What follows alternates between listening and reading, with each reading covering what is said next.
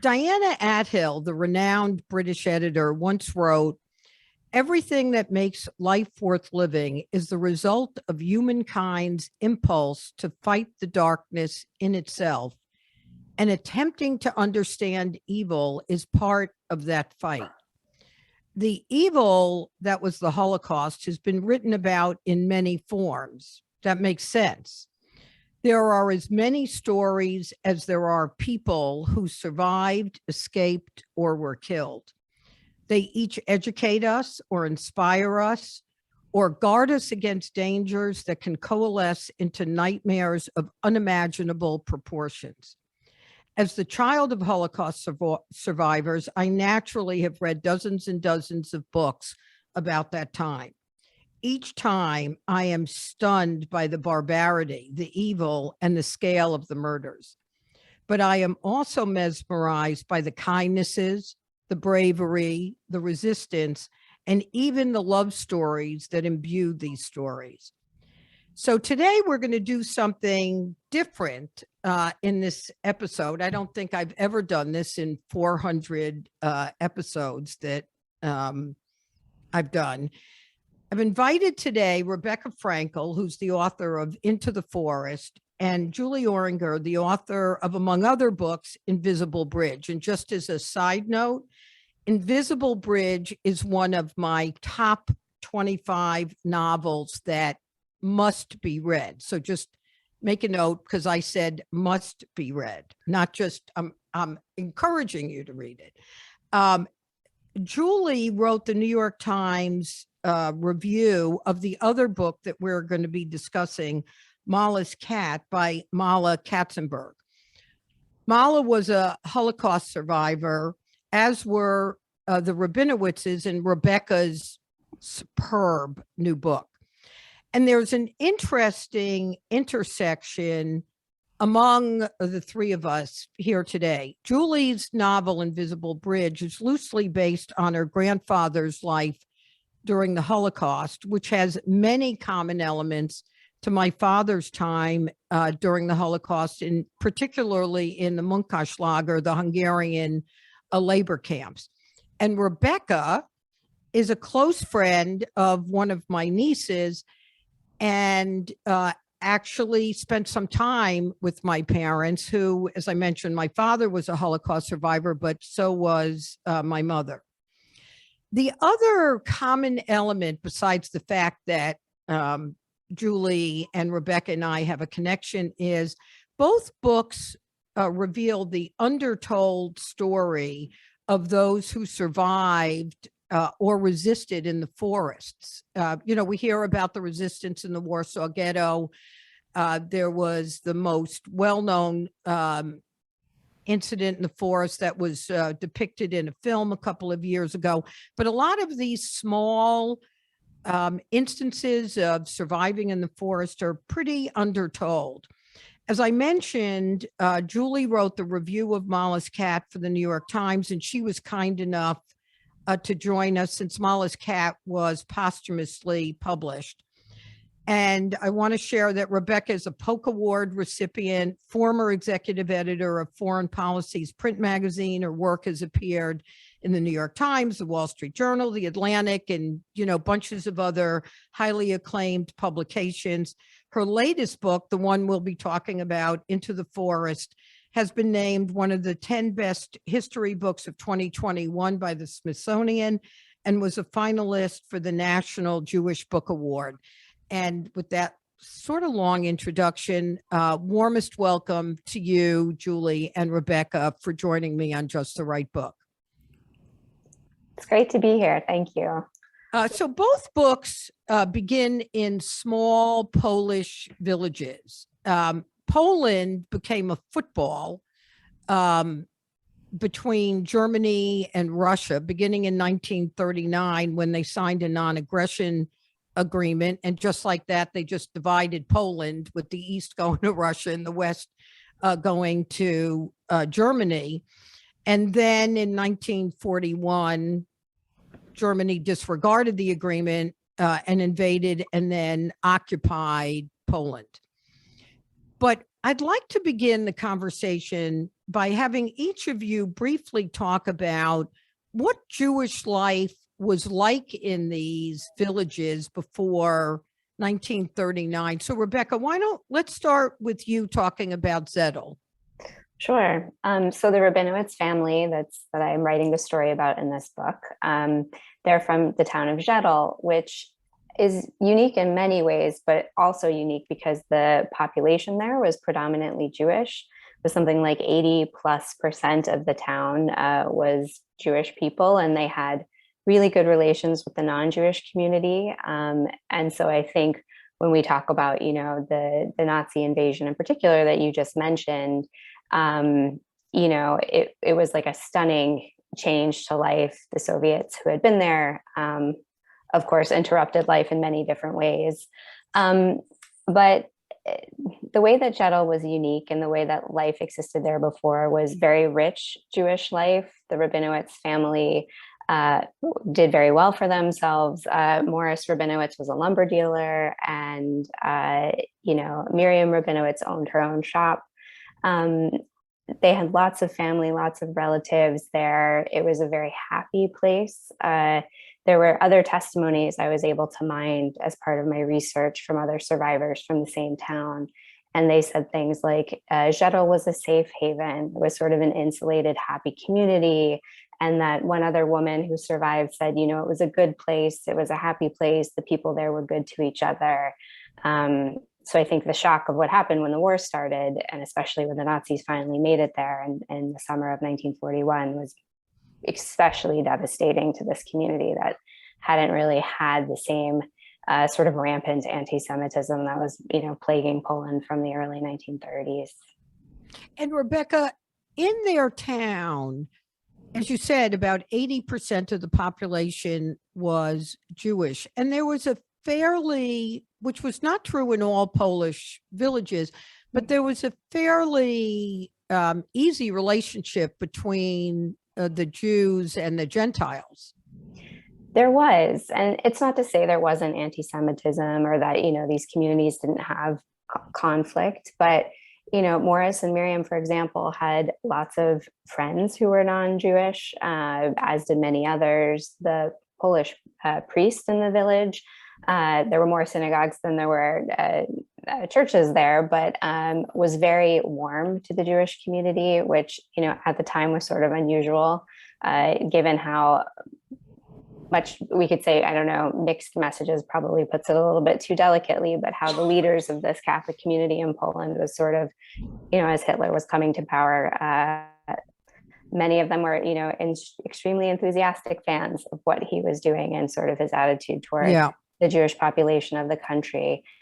And so they did. And, when the Soviets came, the Rabinowitzes lost their house, for example. They were seen as, proprietors and very wealthy, and that wasn't sort of in line with communism. So they moved in with a family who owned a farm. They were Christian. They basically took care of the Rabinowitzes. They welcomed them into their home. Mrs. Belsky, taught her how to milk a cow so she could have milk for her two young daughters, Rachel and Tanya. I came across a lot of other depictions of towns that were nearby them even, and didn't find as much predominantly positive things that people were saying about the towns that they'd grown up in, or these villages with Jewish communities. And Julie, the town that Mala comes from, I don't know that I'll pronounce it right, Tarnograd? Yes, that sounds right. Oh, we'll go with it. Sounds right to me. Describe what, so Mala is the author, and so this is really Mala's memoir that she wrote. Describe for us what her village was like. Yes, well, my sense is that there were a lot of similarities to the village that Rebecca described. Mala's family, the Zorers, her father had fruit orchards, and that was how he supported the family. And she describes how comfortable their family was despite the fact that they didn't have a lot of money. So they had enough money that they could build their own house, and they had the luxury of a working outhouse, which not very many families had, and they also had a well So they had the luxury of water for their for their cleaning, although they used water from a different source for their drinking and cooking. But all of these details, the details of what it was like to be out in the fruit orchards in the summertime, where they stayed in the little hut in the middle of the orchards to prevent theft, and the hours that she spent lying, on a grassy bank with her brother and sister, just looking up at the sky and enjoying the colors of the leaves of the trees and of the blue of the sky, and especially the way she describes her studies. Her parents couldn't afford to send her to a private school, so they sent her to the local public school. But there were quite a few other Jewish children there, and she felt totally at ease there. In fact, she talks about teaching the non-Jewish girls at the school to say a blessing before they eat. And so there was a sense of total peace that she experienced, and not just peace, but joy in her life and in her family and in their living circumstances. They also had a lot of other family members close by. Her family house was built just next to her maternal grandfather's house. And so there was this constant interchange of meals and love and support between these families. But I think one of the things that was most important, as we get a sense for what Mala's life before the war was like, was that she really valued the opportunity to study, and she used that opportunity to its fullest. She writes about how surprised she was to find that some of her friends didn't want to go back to school after the summer holidays, and that being in school was this luxury that would never be repeated once they graduated. And you get a sense for her burning intellect. And that is really what ends up driving the book. But you feel her town as a kind of powerful support for her intellectual curiosity, not only in the school itself, but also in the way she interacted with the really beautiful physical environment. And what was common to both books, and to reinforce what you both said, is there was a real sense of home to both these villages. When I remember talking to my dad, who lived in Hungary, he lived in a tiny little village called Turig Szentmiklós. Actually, Tishkapiszkape was the tiny little village. It was not that kind of idyllic life. There was tension in Hungary in some of these particularly larger communities already. I mean, I found my father having very little attachment or sympathy for the town that he came from, because in the 30s, there were already issues. Right. And you didn't get that feeling. So 1942, the final solution becomes the official Nazi policy. And the Nazis had a they had a roadmap for how they were dealing with these small towns and the sequence of events. So, Rebecca, let's start with you for what that systematic way that they started terrorizing the Jews in these villages. Right. Well, a lot of the interesting sort of lead up to the Nazis actually getting into Jettel was that the Wehrmacht soldiers came through first before the Einsatzgruppen, so the killing squads were coming, and the SS officers. And some of these soldiers actually warned. There was one young man who describes it. His name was Arl Laro, and I watched his testimony. And he talks about interacting with the soldiers, and some of them gave out candy to the Jewish children. And, he gets to talking to one, and he says, things are going to get really bad for you. This is what's coming is going to be worse. And of course it was true. And so the first thing that would happen is they would have a list of intellectuals or very influential people around town, probably gathered from other non-Jewish citizens in the town, would call everybody in. They would usually, from what what I read, it was like about 300 people. And in the case of Jedal, it was all prominent men and only one woman who was a very beloved nurse in town. And they said to everybody, we're taking them away for a work detail. Don't worry, they'll come back. We'll bring them back. And of course, those people were never heard from again. And so I think the beginning stage was to take the infrastructure of trust and leadership in the town and remove it. They would, the Nazi officers would take gifts and clothes and things and promise they would bring it, however far away their family members were supposed to be in this lie that they told people.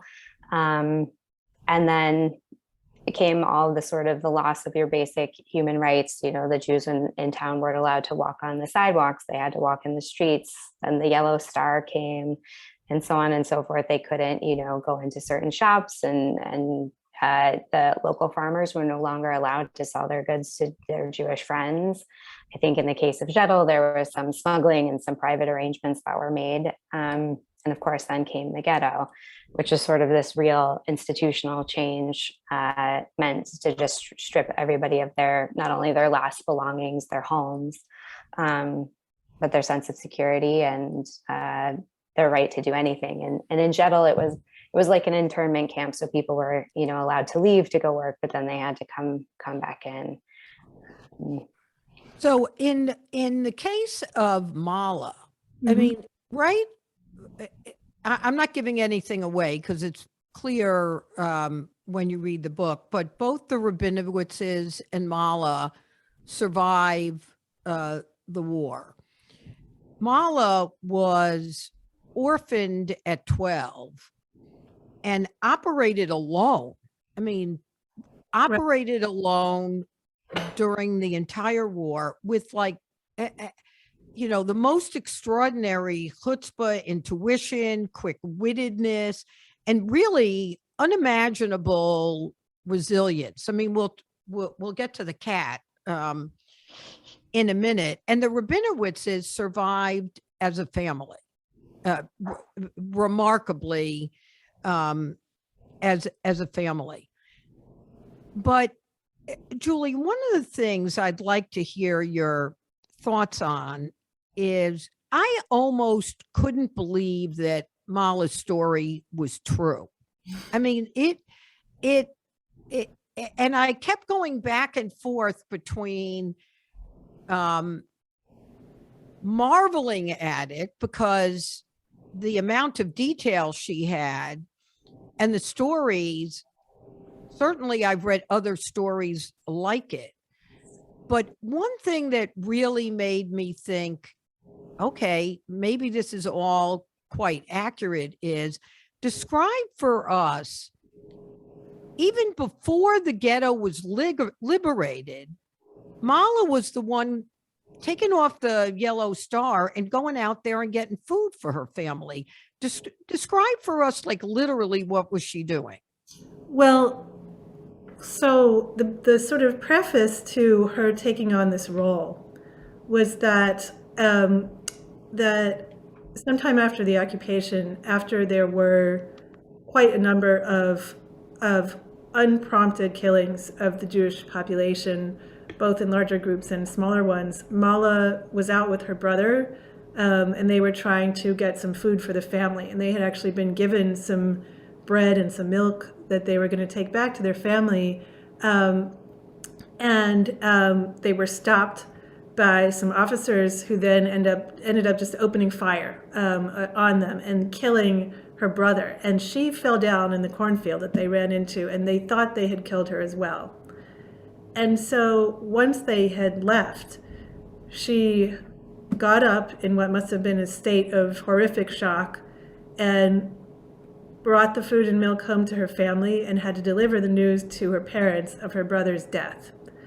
Now, what they also realized was that that she was considered to have been killed as well, because as far as she knew, these SS officers saw her go down in the cornfield.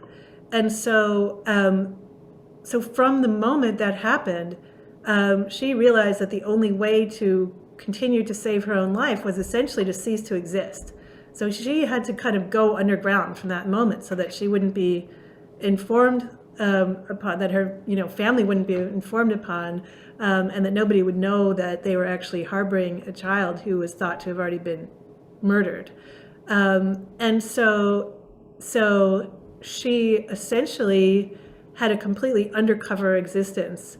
And since she ostensibly didn't exist, she moved through the village and the surrounding rural areas as a kind of ghost, sometimes by daylight and sometimes at night. And she, as soon as she would leave the ghetto, her family's home became part of the area of town that became the ghetto. As soon as she left the ghetto, she would take the yellow star off her jacket, and she would move through the surrounding area looking for food for her family, pretending to be a Christian Polish girl who was simply in impoverished circumstances and hungry. So oftentimes it was through her, just through her cunning, through her willingness to take on the guise of somebody who she was not, that she was able to support her family during that time. Sometimes she was the only person who was bringing any kind of sustenance back to her family. And she, in fact, kept them alive for far longer than they would have been able to survive otherwise. She's essentially kept them from starving. But that was just the beginning of a number of years of a disguised life that she lived that allowed her to survive in the most remarkable and intelligent and constantly changing fashion. She could never kind of be the same person for very long, at least at the outset, because she was afraid of being discovered. So but even Julie, there's a couple of instances where she's defiant, like with a Gestapo officer, with a girl that was going to on her. Yeah. Exactly. And she managed in almost every instance, rather than trying to retreat or deflect, she actually took the offensive. Were you shocked by that? Well, by the time she began to do that, she had already lost her family. She had lost her older brother. She knew her parents had been killed. She knew that her grandparents hadn't survived. And so in this very real sense, emotionally speaking, she had nothing to lose. Yeah. So she didn't want to go down without a fight. And so when she found herself in circumstances that seemed hopeless, instead of allowing herself just to be crushed, she talked back. And I, as I read those sections, I felt like I understood. Yeah.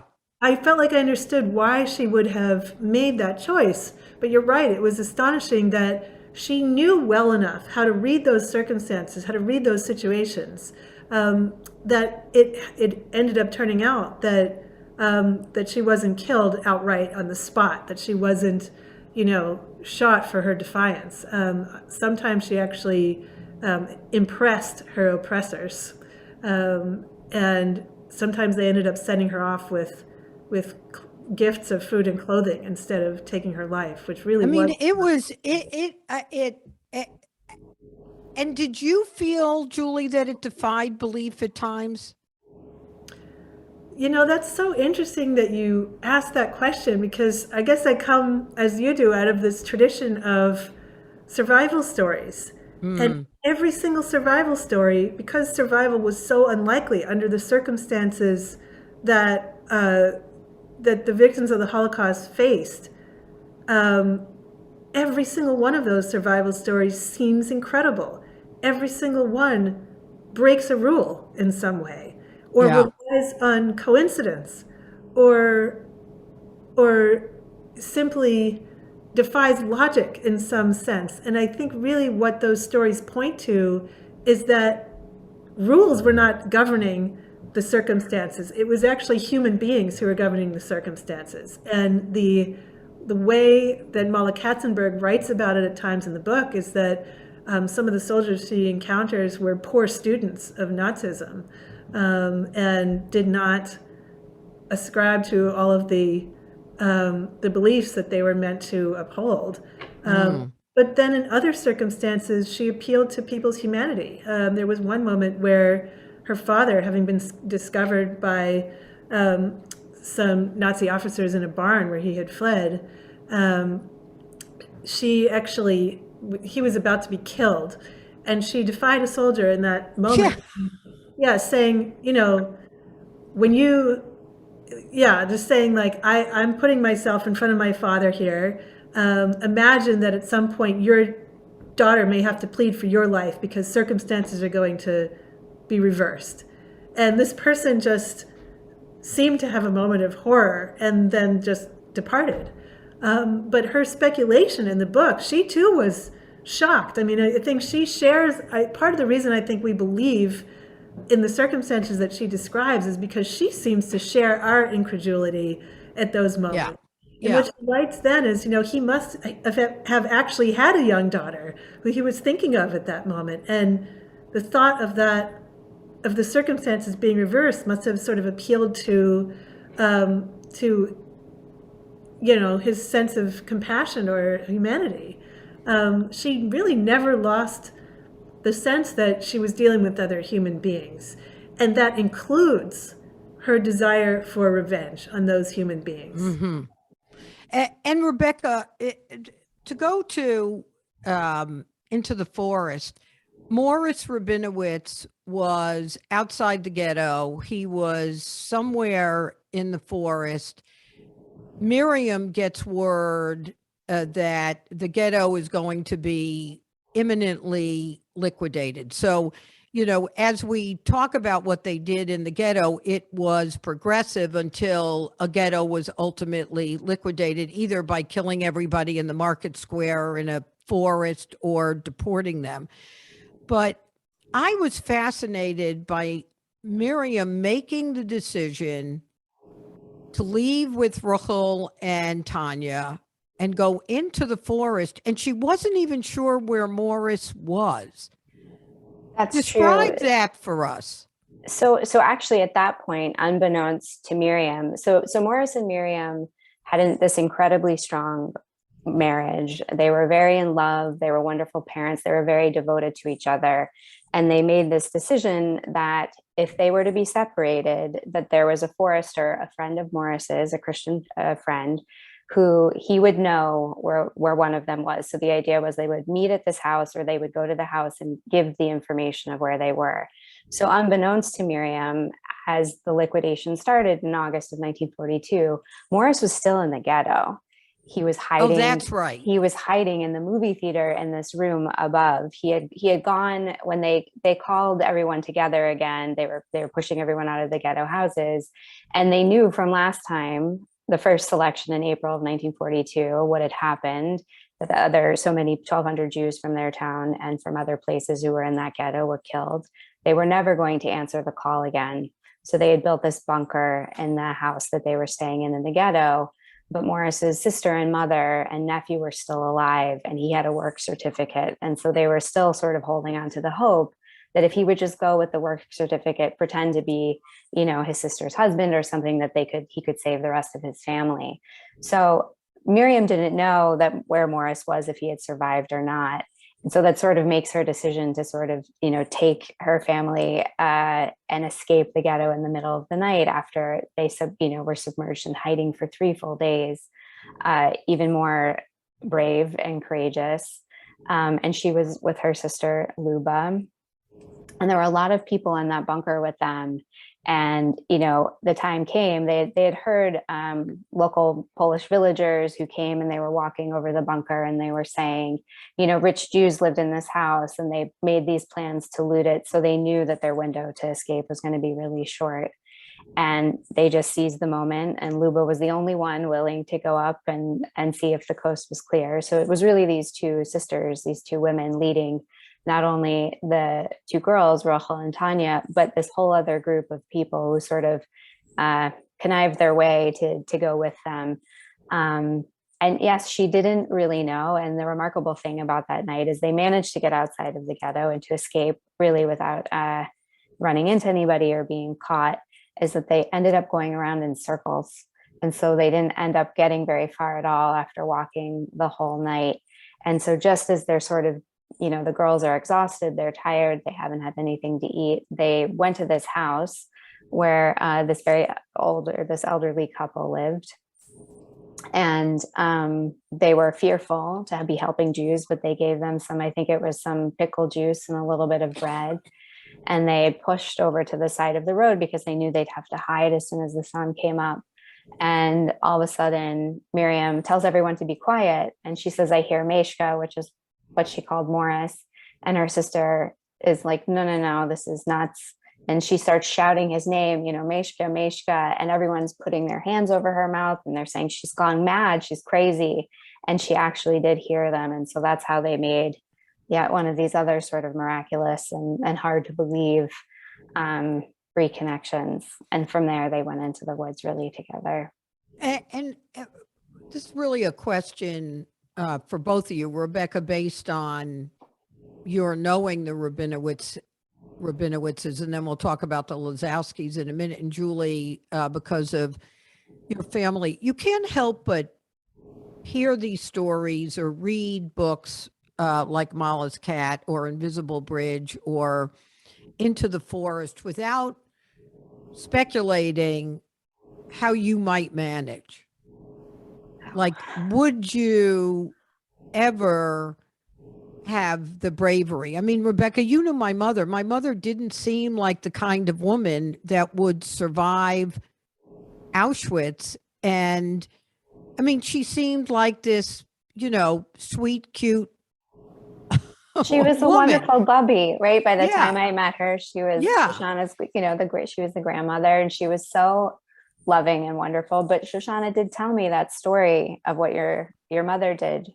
And maybe I don't want to, botch the story, but it was really a very inspiring thing about how, I don't know, where they lined up and there was the expectation they were going to be shot. And then would you tell it actually, if you don't mind? So it was actually, they needed 50 workers and she was in Auschwitz and they had them line up, and when they did that, they generally were going to kill you. And what they did is they asked the women to hold out their hands.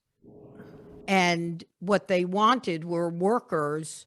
So they didn't want women that were so weak that their hands would shake, because they were going to get transferred to the Gross Rosen camps in Reichenbach and work on transistor radios. So they needed hands.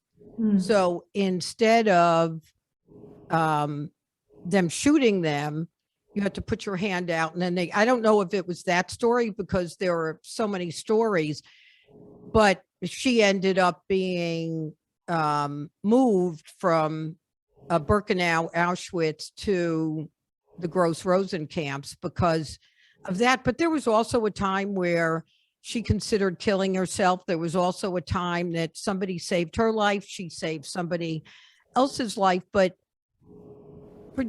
for either one of you, when you read these, what do you think it is that become the contributing factors to those people that manage to be,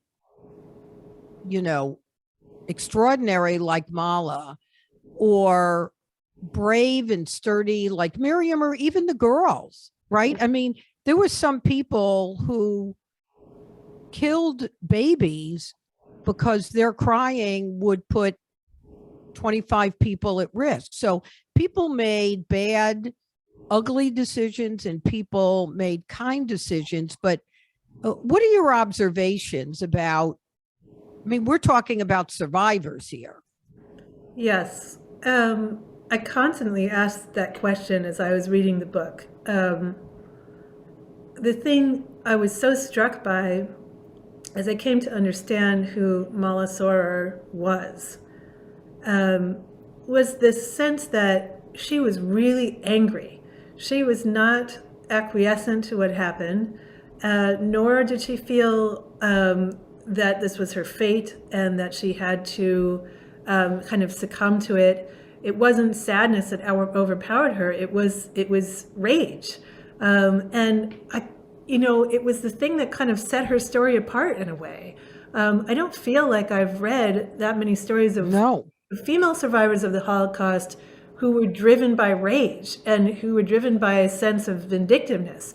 She wanted to tell the world the story of what had happened to her family and to her people.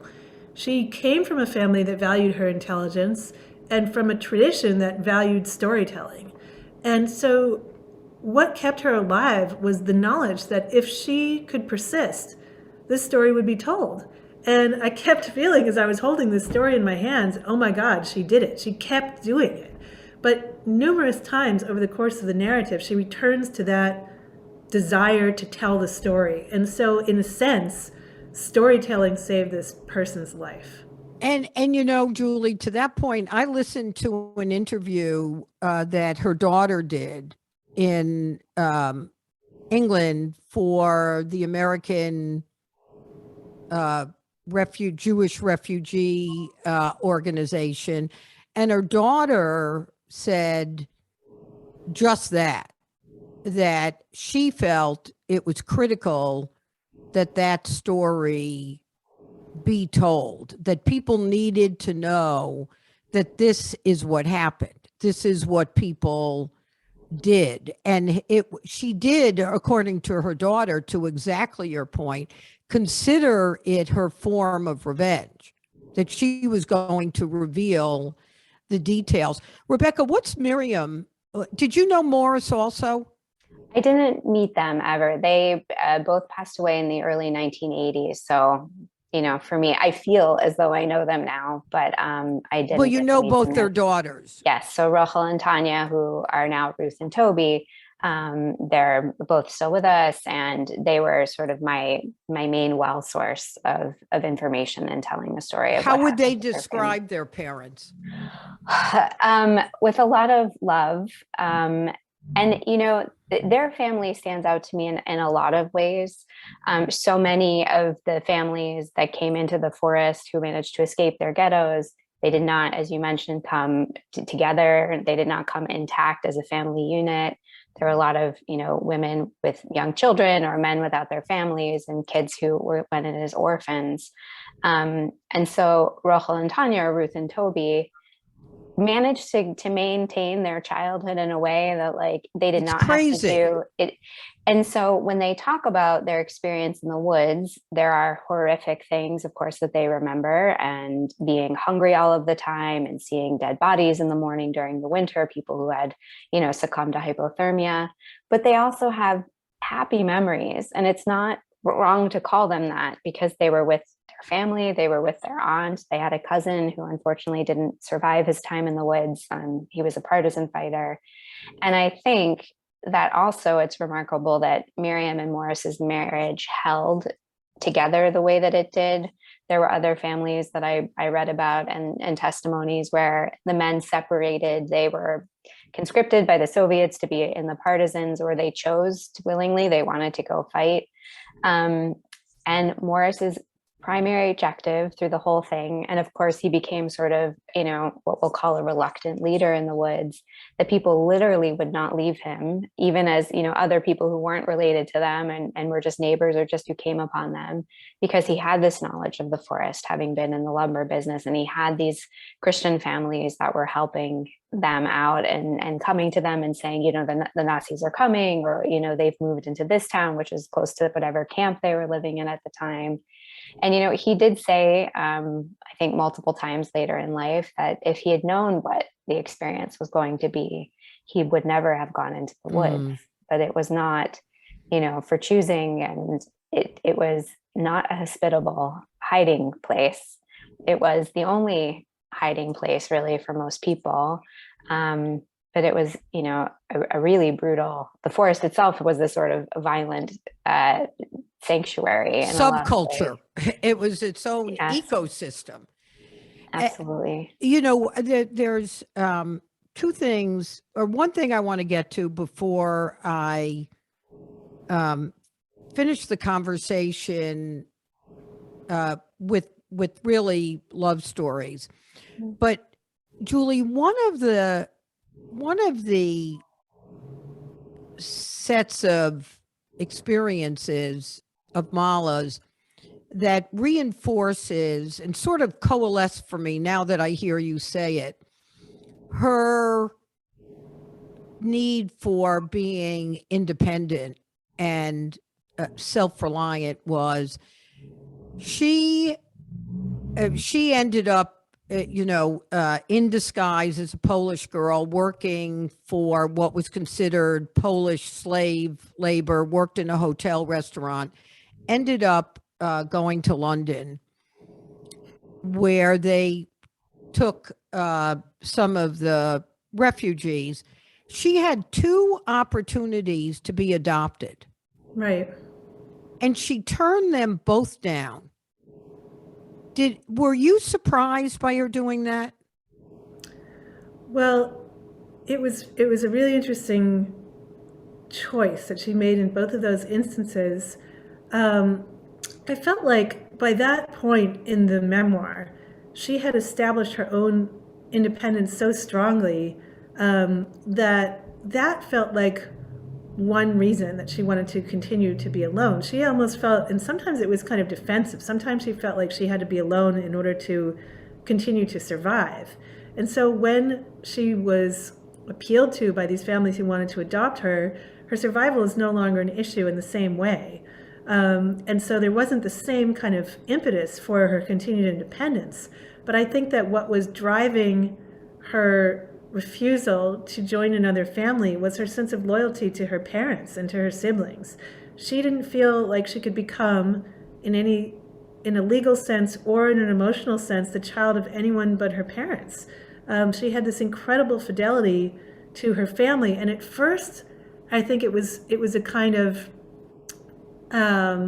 acknowledged fantasy. She knew that she was almost teasing herself with this idea that maybe somehow her parents had survived. And when she had kind of really given up on that idea and had a kind of more mature and realistic knowledge of the horrific thing that had happened, what persisted for her was a sense of being her parents' child ad infinitum, and never wanting to break that ice. Yeah. And Rebecca, you opened the book with, I don't even know where, remarkable is not even a good enough word for the coincidence of how you open the book and the ramifications of that I got chills when I read it. I get chills the 47,000 times I've repeated that story. If my husband hears that story one more time, our 52-year marriage might just end. So, Rebecca, share with us the story that you open the book with, because I just love it. Mm-hmm. So the book opens, with this wedding of people whose names we don't even know anymore. They're sort of incidental, but they provide this venue and the opportunity for the thing that you're referring to happen. And, at this wedding is this young man. His name is Philip Lazowski. He's a student living in New York City. He's an immigrant. He was also from a small town in Poland. He has survived the Holocaust and he's now living in the United States. And he goes to this wedding very reluctantly. He has to borrow a suit. He has to borrow shoes. He's, wary of his accent, but he goes. And because he's not comfortable dancing, when the wedding guests get up, when the music starts playing, he stays seated at the table, and also another person stays seated at the table as well. And it's a young woman. And they start talking and they find out they have all these things in common. They are both taking night courses at Brooklyn College, and they are both originally from small towns in Poland. And he tells her that he's from the town of Belitsa, and she gets very excited. And she says, I know this woman who saved a boy from Belitsa. And he says, well, what's the story? What happened? And she starts telling this story of how this woman intervened on behalf of this young boy who she didn't know, while she was, in the selection in Jeddah, and she had her 2 young daughters with her. And as he's listening to her recount the details of the story, he says, "That was me. I'm that boy." And so he, runs to the nearest payphone. He dials the operator and he says, "Please get me Rabinowitz in Hartford, Connecticut." And the operator says, "Well, there are a lot of Rabinowitz families in Hartford, Connecticut. Which one do you want?" And he didn't know. And he said, he looks around in his pocket and he doesn't have enough change to make another phone call. And he says, "Well, dial the first one." And the line rings. And at the other end of the line is Miriam Rabinowitz, who was in fact the woman who saved him in Jeddah, so many years ago. And he sits down that night. He writes her a letter that Miriam Rabinowitz would keep for all the years of her life. And she writes back and they arrange a meeting in Hartford. So he drives up with a cousin, he visits her, and, he sees her again for the first time in a long time, and sort of meets for the first time her 2 daughters, Rachel and Tanya, who are now Ruth and Toby. They're grown up, they're in their late teens. And he decides that he likes the look of the older daughter, Ruth. And so they start this it's a very long simmering courtship, and they exchange letters and they visit each other at college.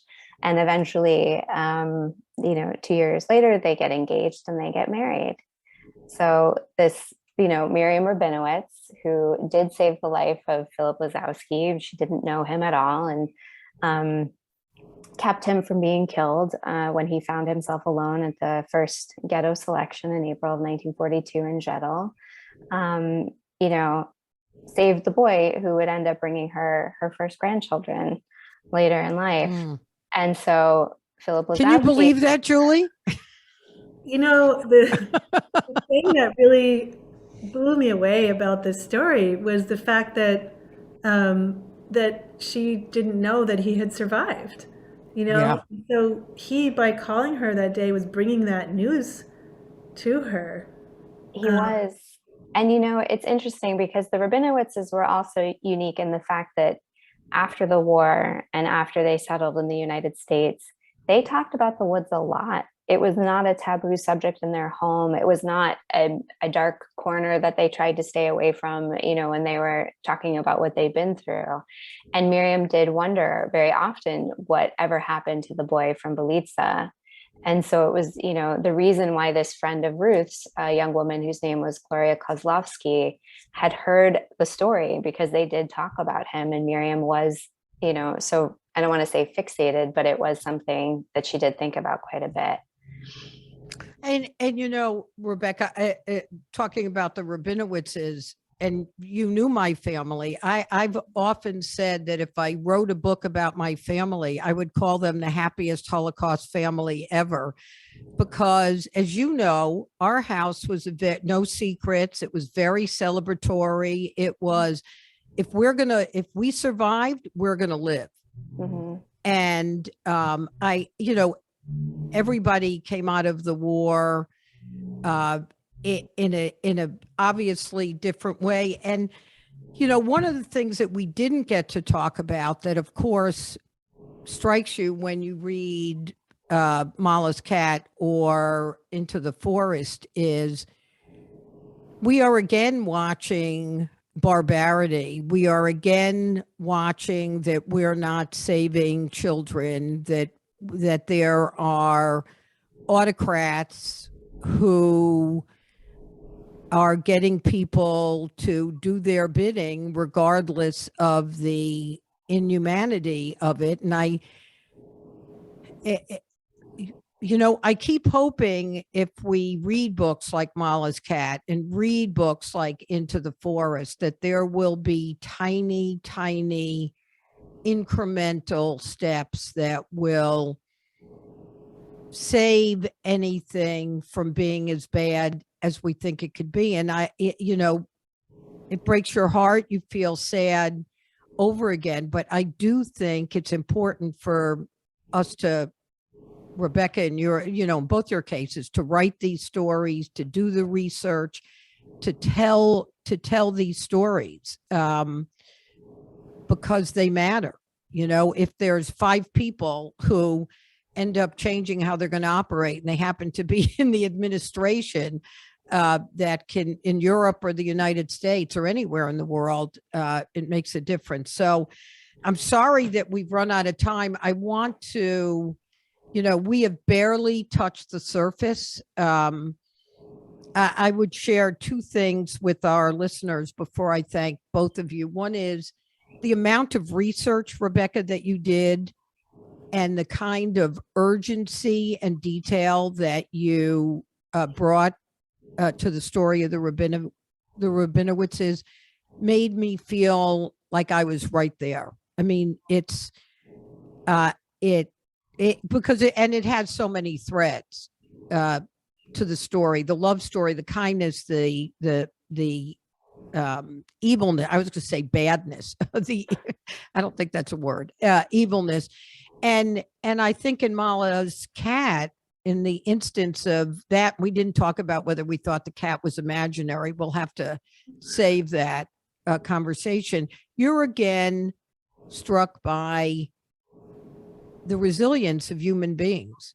Right. And I always like to focus in a story like Mala's about the small kindnesses that contributed. I mean, there was obviously the bad stuff.